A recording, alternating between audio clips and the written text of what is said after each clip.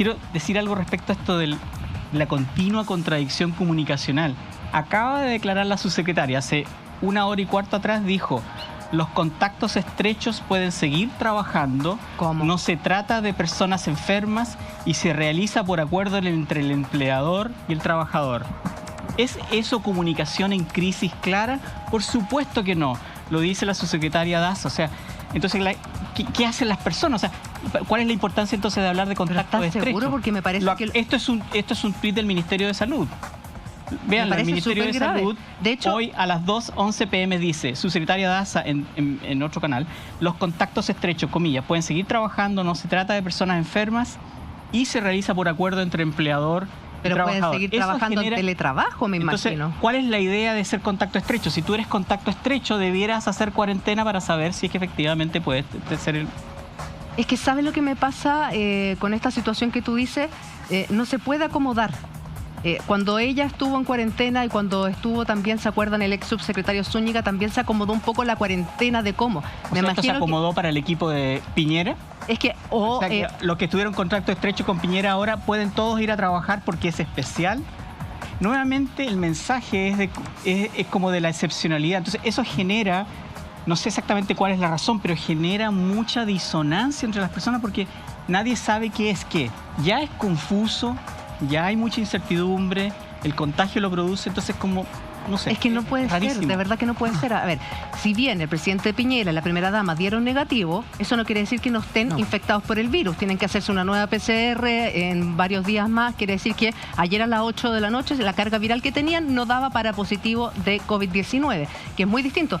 Mi experiencia personal, cuando yo fui contacto estrecho, a mí me llamaron de parte de la Seremi de Salud, porque tú tienes que registrar tu teléfono, todo, y te obligan a estar 14 días encerrado en tu casa. Si tú quieres, porque no, a mí el PCR me salió negativo, yo podía seguir haciendo teletrabajo, cosa que hice desde mi casa, pero yo no podía tener contacto con nadie. Entonces, ¿cómo se entiende que la Seremi me llame a mí, me diga que me tenga que quedar encerrada y que a otros le diga que el contacto estrecho puede trabajar dependiendo del empleador? Es muy extraño. Y eso genera lo que tú estabas planteando, esta contradicción, porque puede que haya medidas que estén bien, que tengan una lógica, pero en la manera en que están siendo comunicadas es completamente ilógico y hace que al final nadie confíe en ninguna de las cosas que se anuncian. Es que yo lo entendería si alguno de los ministros que estuvo con el presidente o con la primera dama tuvieran que dejar de trabajar. Porque ellos todavía no son COVID-19 positivos, o sea, no se pueden catalogar aún como contacto estrecho. Tendrán que hacer teletrabajo, seguirán trabajando, pero no pueden estar en reuniones, movilizándose, exponiendo a su chofer, etcétera, etcétera. Pero sí la primera dama y el presidente son contactos estrechos. Recordemos que la primera dama viajó de Miami y después asistió a un evento sobre las vacunas, o sea... Yo desconozco la estrategia que tiene el ministerio en esta línea. No entiendo bien qué es lo que definen como contacto estrecho, cuánto el contacto estrecho tiene que mantenerse alejado de la realidad contacto social. Estrecho es súper claro. Contacto estrecho, Gonzalo, es una persona que tuvo un contacto más de 2 horas con un contagio positivo. Y va a cuarentena. Pero al parecer, según la subsecretaria, puede volver a trabajar, digamos. ¿Qué es lo que pasó con el subsecretario Zúñiga en algún momento? Que la misma periodista le preguntó en algún punto de prensa, bueno, usted tuvo COVID o estuvo, digamos, en una situación de riesgo, ¿y qué hace aquí? Se han pasado 4 días.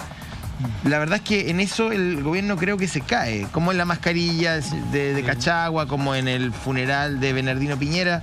Son pequeños detalles que hacen que la gente pierda la confianza y que finalmente tú terminas, digamos, haciendo todo lo contrario de lo que el gobierno está proponiendo hacer, aunque el gobierno tenga la mejor intención, y yo sé, imagino que el ministro París lo tiene, pero efectivamente uno de los puntos débiles de esta pandemia ha sido la comunicación de riesgo.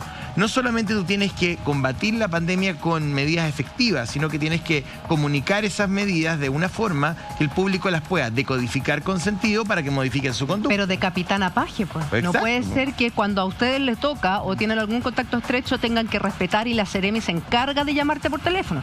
A mí se encargó de llamarme no una vez, sino varias veces y explicarme los riesgos.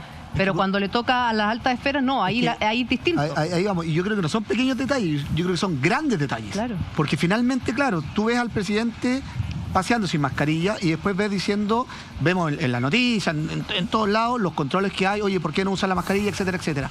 Ves esta famosa fiesta de Cachagua, en donde todavía no sabemos bien qué va a ocurrir con esto. Entonces, la gente ya está un poco chata, perdonando la expresión, pero está chata. hay estado en cuarentena, uno lo pasa mal. Hay gente que ha perdido su pega, hay gente que ha perdido los recursos que tenía, etcétera, etcétera. Y dice, ¿por qué ellos sí y yo no? O sea, a mí me piden seguir la regla, pero ellos no la siguen. Ellos les da lo mismo en la subsecretaria, claro. Cuando es la fiesta Cachagua, tira esta frase. Cuando es el presidente, entonces, ¿hasta dónde llegamos? O sea, yo creo que hay malos ejemplos de parte de las autoridades y además hay mala comunicación. Recordemos también lo de Santelice, si no me equivoco, es el de Zapallar, Cachagua, el alcalde. El alcalde no, es Alessandri. Alessandri, perdón.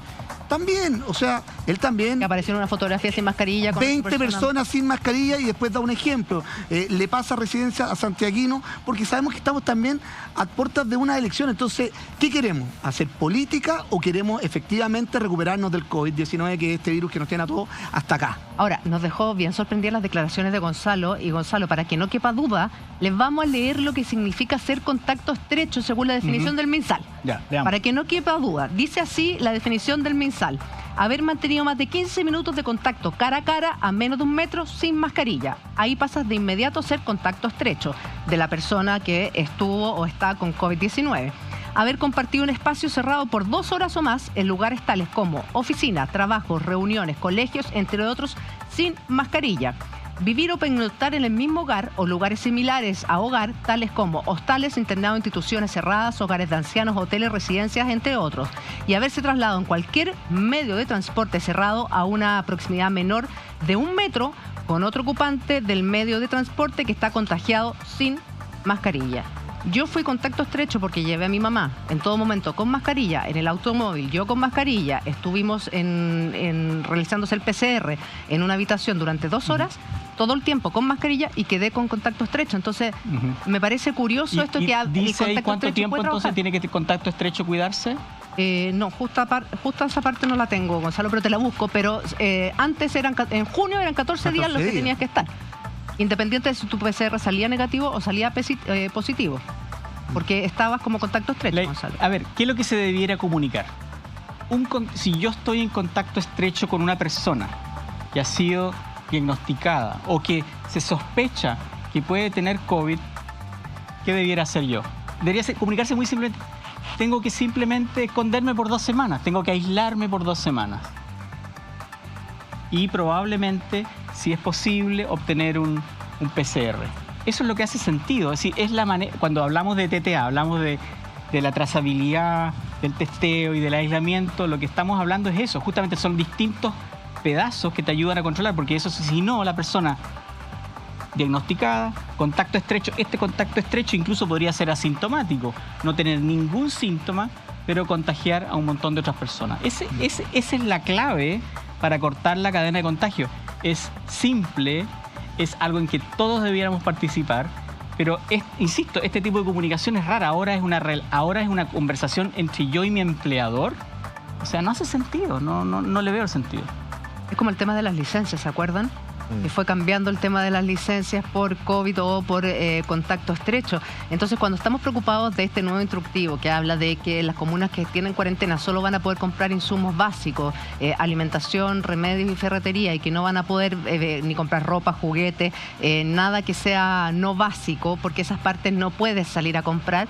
Finalmente, ¿de qué estamos hablando? En vez de seguir prohibiendo y coartando, ¿no será mejor de una vez por todas educar a la población con un mensaje claro, reforzar cuáles son las medidas que son necesarias, que usted salga de su casa solo si es necesario, si va a ir al mall o a comprar algo, que sea algo que realmente necesite, que vaya, que entre con mascarilla, con alcohol gel, con lavado de manos frecuentes, que respete la distancia social? Yo creo que nos falta lo que hablábamos el otro día, un poco una meta más propositiva entre todos, que estos además que la secuencia es bien absurda. O sea, a ver, por ejemplo, ayer fui al médico yo por una cosa particular. No, tengo COVID, ya empezar a especular, me tiene COVID. No, digamos lo que tiene una picadura en el codo. Era me mordió alguien el codo. Bueno, la cosa es que fui a una clínica que estaba dentro de un mall. Entonces, efectivamente, para entrar a la clínica había un súper mega operativo donde tú, como paciente, podías entrar sin un acompañante, perfecto.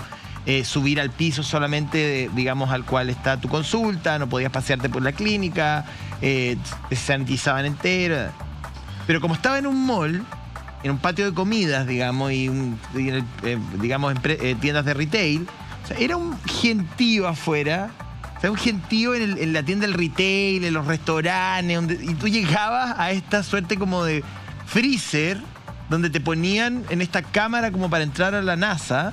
Yo decía, bueno, pero ¿qué sentido tiene todo este protocolo para entrar a la clínica si a menos de 1 metro están todos pegados tomando cerveza, digamos? No hace sentido. Es lo mismo que ocurre cuando tú entras al transporte público, que la ministra Hood podrá decir que los sanitizan todos los carros, pero ya el nivel de aglomeración que hay, por las razones que todos conocemos, aunque los saniticen y recontra saniticen, Que es contraproducente además.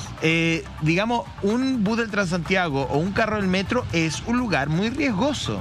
Entonces, tú viajas como una sardina en un bus sanitizado, genial, o en un carro sanitizado, apretadísimo, y luego sales y tienes que esperar afuera de la farmacia o afuera del supermercado. Entonces, la secuencia, digamos, de que tú sales de tu casa, vas pasando por puntos de control, pero entre cada punto de control hay una serie de eventos riesgosos que no hacen sentido uno con el otro. No sé si me explico. Y ahí yo me pierdo. Y ahí yo creo que efectivamente la Julia tiene razón. El plan es este. Así usted se tiene que cuidar. Punto. Es que por eso, O sea, yo creo que de verdad las autoridades no supieron leer el cómo tenían que poner las reglas para evitar, porque también, digamos, era imposible no evitar contagios, las lamentables muertes, eso era imposible, pero tuviste la oportunidad. O sea, esto ocurrió en Europa, vuelvo a decir, antes que llegara acá, y no fuimos precavidos, no supimos hacer las cosas, y hoy día yo creo que estas soluciones parches que van poniendo, porque son soluciones parches y entre comillas, nos tienen aún peor, porque, a ver, voy al ejemplo que dijiste, José, que tiene relación con las playas. O sea, ¿para qué? ¿Por qué? ¿Por qué? ¿Por qué? Porque si cuando tú viste que en menos de una hora, ¿cuántos permisos ya había? O sea, ¿para qué? Mira, ¿Cachai, no? respecto a las playas, tú sacabas un permiso para ir a la playa, pero no podías hacer deporte en el parque de la esquina de tu por casa. eso. ¿Qué estupidez es esa? O lo que decían los alcaldes, que con justa razón, Hoy día no es así, por suerte. Para irme afuera necesito un PCR y para ir a mi región no necesito un PCR. Entonces, tú decís, ¿qué estamos haciendo? Yo lo propuse, ¿eh? Hay algo que está malo, ¿no? De hecho, yo quiero decir que acá parece que la subsecretaria Daza ve el programa porque hizo precisamente el Elige Vivir Sano de 7 a 8 y media, un permiso nuevo que usted no tiene que sacar en comisaría virtual, solo salir de 7 a 8 y media de la mañana para hacer deporte, para pasear al perrito, como lo hace el José. Yo creo que la subsecretaria siguió la línea británica y española, que ellos tienen permisos a todo evento. El primer ministro Boris Johnson permitió, creo que 45, 50 minutos de deporte una vez al día. Tiene lógica. Probablemente. Tiene lógica, absolutamente.